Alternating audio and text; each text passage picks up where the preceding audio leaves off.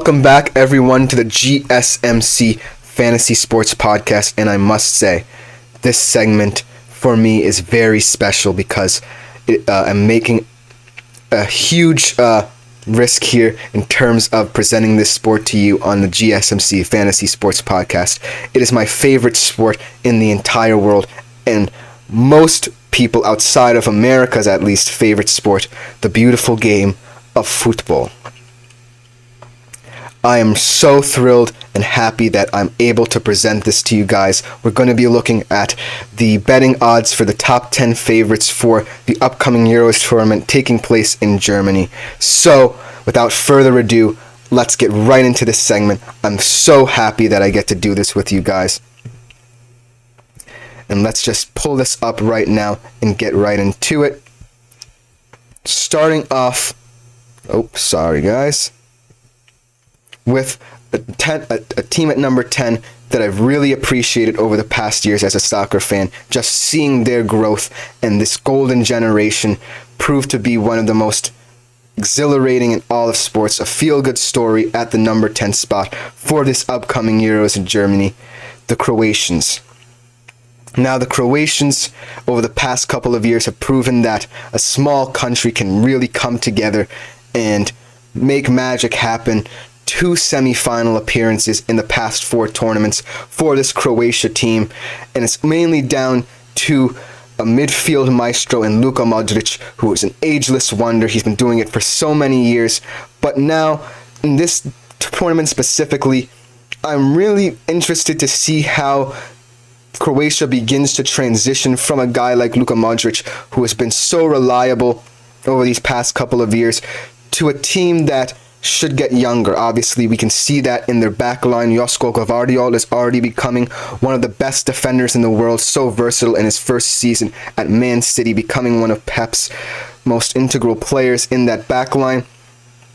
But he's in a backline with a guy in Domagoj Vida, who was also of that golden generation in one of his last tournaments.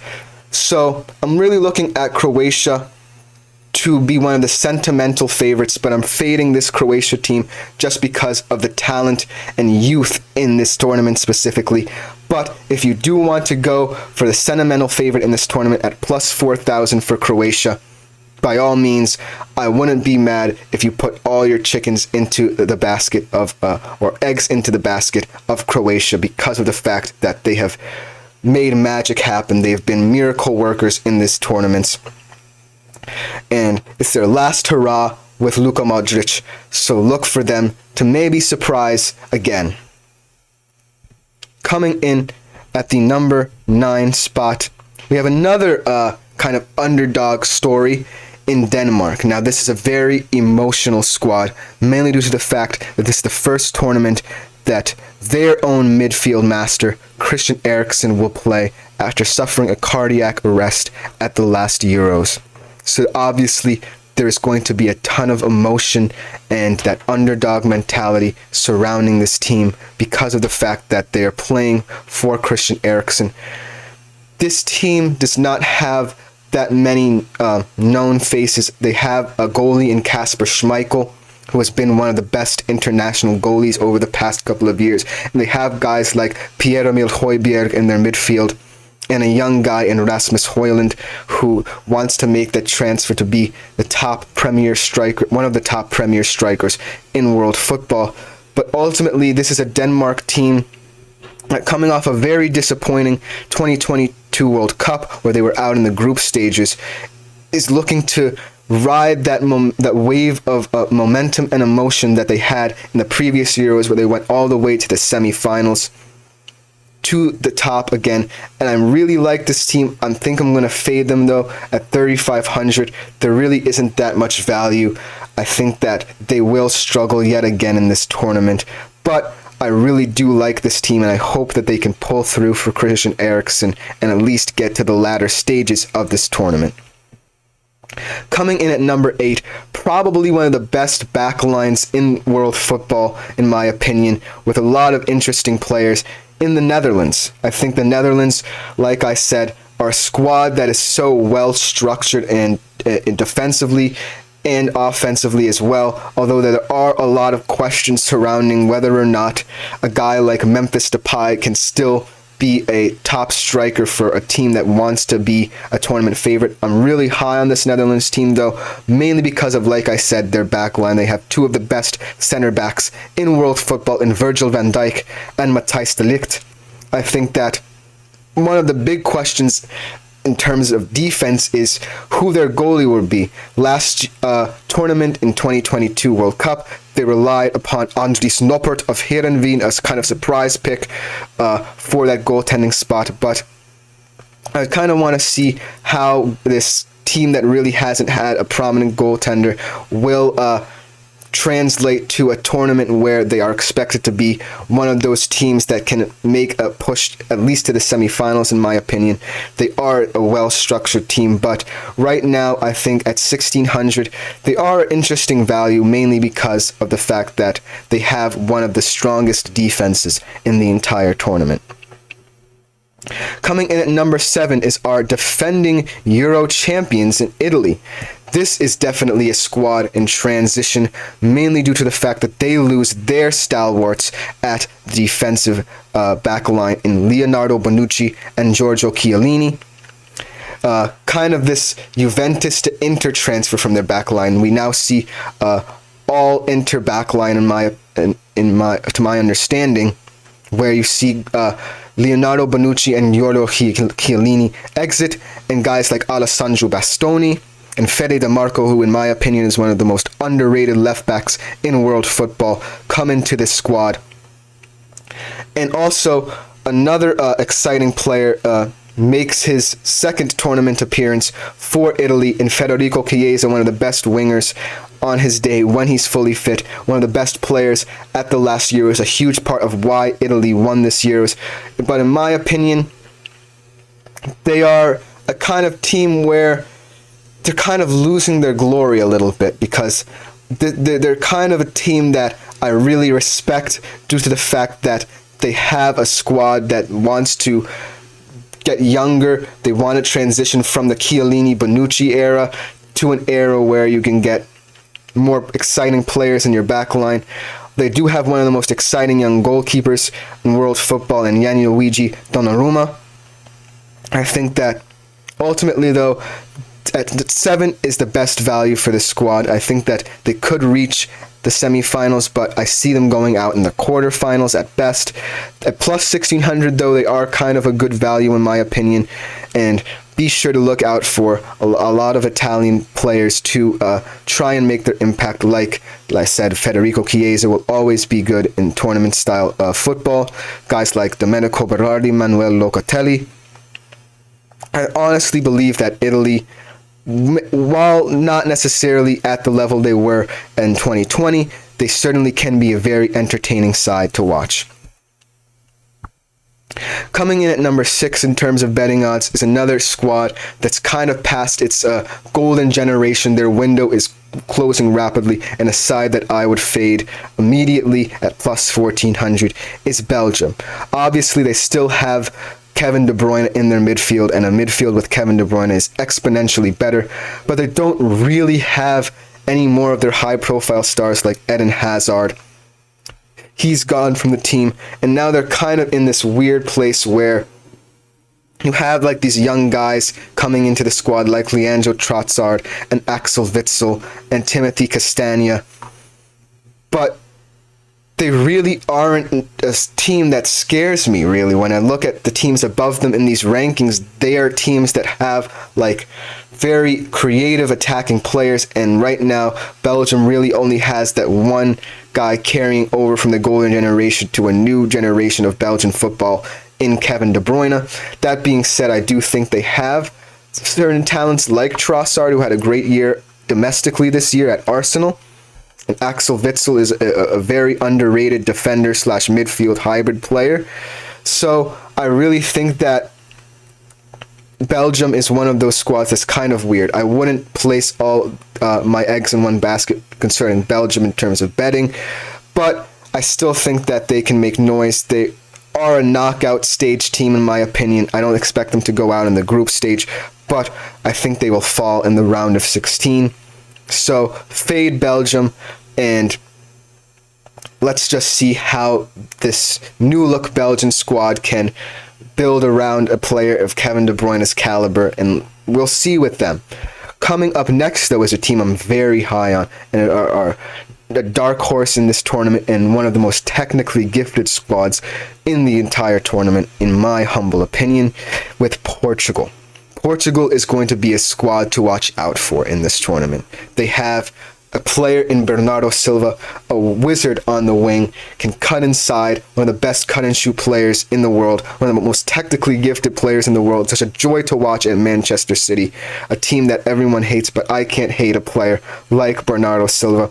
Also in the midfield, Bruno Fenge, a very controversial player because he has the technicality and flair of a very creative attacking midfielder, but he doesn't necessarily put it all together, especially domestically, but internationally he is one of the most intriguing players in world football. And obviously we can't talk about Portugal without talking about Cristiano Ronaldo. Even though he's one of those players who you love to hate, he is still one of the best players in world football over at Saudi Arabia. Coming into this Portugal squad for a tournament that may be his last, he honestly has mentioned that he wants to play in the upcoming World Cup in the USA. But I still think that Cristiano Ronaldo in this Portugal team can work. They also have one of the best defenders in the world, one of the best backlines in the world, with Ruben Dias and Pepe, one of the oldest defenders in the world right now, still doing his thing. So Portugal, I'm very high on at plus 800. They are a very interesting value pick for me to win the whole competition.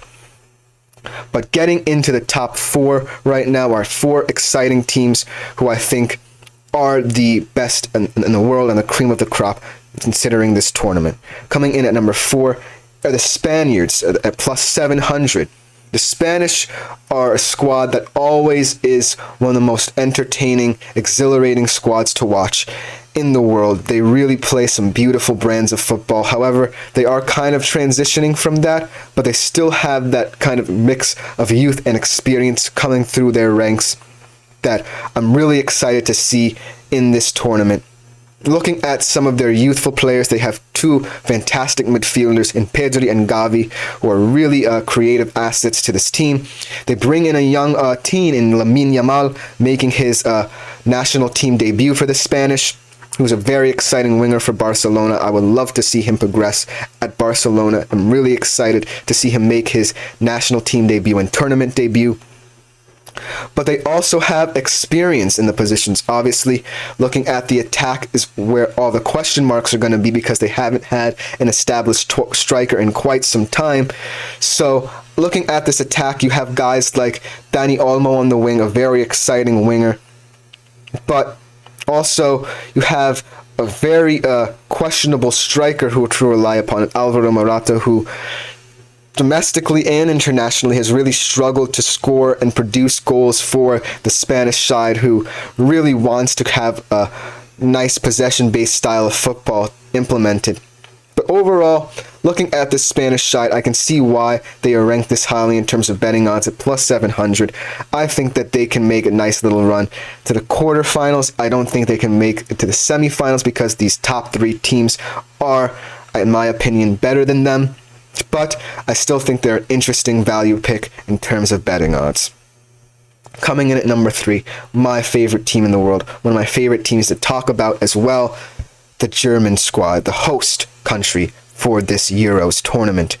Now, like I said, with Germany, this is a very interesting story. Obviously, they bring in a high-profile manager in Julian Nagelsmann, who, while is one of the most exciting young managers in world football, is a guy who is very ambitious and wants to create an ambitious atmosphere for this squad. But looking at Germany, a team that has been in turmoil, although the past 2 games they have showed some promise and purpose, all I want out of a German squad is to see unity. Obviously, Julian Nagelsmann is taking some risks with the squad, bringing in Toni Kroos for his what could be one of his last international tournaments, and a guy in Robert Andrich from Bayer Leverkusen, he's making his national team debut, and he's mixing them in with young midfielders in Jamal Musiala and Florian Wirtz. I'm really interested to see how this whole German thing plays out. However, what I'm looking for out of Germany is a sense of unity within this team, because they have really lacked identity over the past couple of tournaments, failing to make it out of the group stages in most of them. And so what I really want to see is if Julian Nagelsmann reels his ambition, just allows Germany to have that freedom, that looseness that they had when Jogi Löw was coaching them in 2014. And I just really am hopeful for this German squad. Obviously, they really need to have a deep run in this tournament, and I see them as one of the favorites in this tournament because they have just so many creative, talented players who can pull through, but I just want to see it happen for them at plus 600 at high value. Overall, I think they have the players and the manager to win this tournament, but they just need to trust themselves again. Coming in at number 2, though, a team who a lot of people say their B team could play in any tournament and win it, France. They just have so many talented players at every single position group. Obviously, when you have a guy like Kylian Mbappe in your squad, you're immediately one of the best teams in the world. But also looking at the way they've managed to create a squad where anyone can play anywhere. Obviously, you see with guys like Aurélien Tchouameni and Eduardo Camavinga coming into this squad, these young players who have proven to be very versatile domestically and internationally as well. Honestly, there are some questions in their backline with a guy like Dayot Upamecano, who has had his struggles domestically, and Jules Kouyunde and Benjamin Pavard. But internationally, however, they have proven that they can be some of the best in the world. Obviously, you have a guy like Olivier Giroud still doing his thing at the striker position, one of the best international strikers of all time, and a guy in Antoine Griezmann who's always a pesky player, whether it be domestically for Barcelona and Atletico Madrid or internationally. So I think this France squad, as always, is very dangerous at plus 340 in the betting odds. They're one of the safest bets to win this tournament. However, the team at number 1, I think, deservedly is the favorite of this tournament, and that is the Englishmen, the Three Lions. Now, a lot of people have been waiting for England to break through. They've seen this such talented roster fail to win anything. They were so close at the 2020 Euros, falling on penalties to Italy, and ultimately, I think that this squad right now is the best in the world, though. You have players at every position, young and old, experienced and inexperienced, making their national team debut or have been doing this for years. Obviously, you have the best striker in the world in Harry Kane up top. You have Phil Foden on the wing after one of his best domestic seasons. You have a player in Kyle Walker at right back who's one of the fastest players in the world, one of the best recovery. 2 center backs who are much maligned in controversial picks in Harry Maguire and John Stones, who just deliver for you on the international level. You have midfield talents now in Declan Rice, one of the best midfielders in the world, moving from West Ham to Arsenal this year. A fantastic season for him.